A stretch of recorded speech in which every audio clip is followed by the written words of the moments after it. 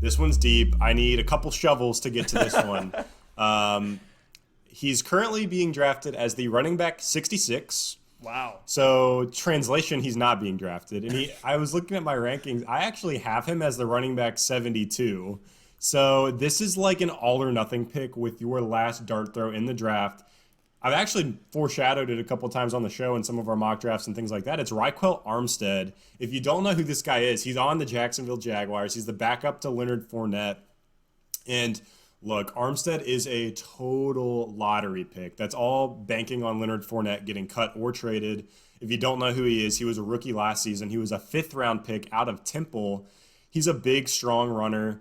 He's got power. He's not much of a threat in a passing game. Think of like a Jordan Howard type player for Ryquell Armstead. So I don't necessarily believe in the talent. I think he's probably like a slightly worse Jordan Howard.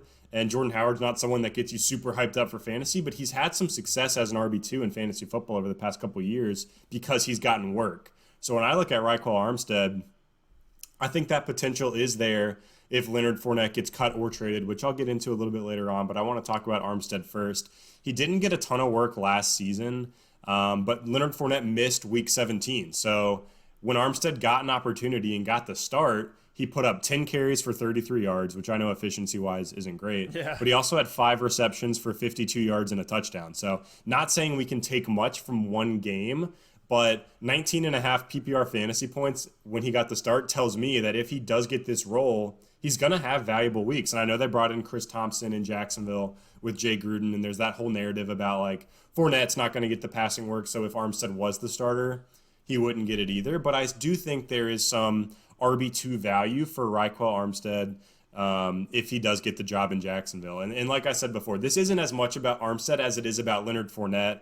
I really think there's a good chance Leonard Fournette gets cut or traded before the season. And in addition, he's dealt with off-the-field issues. He's dealt with injuries. In his first 3 NFL seasons, he's missed 12 games. There's been trade rumors about Fournette all offseason, and it doesn't seem like they could find a trade partner, but that could change as we get into camp.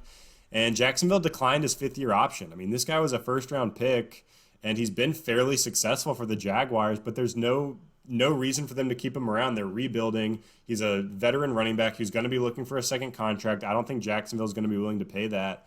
So I really don't know that he's going to be on this team. Keep an eye out. If he gets cut, Armstead is going to have value. And look, I'm drafting Armstead with my last pick in the draft. And if Fournette is good to go and on the field for week 1, I'm probably going to cut Armstead. There's no reason to hold on to him even through the first week of the season.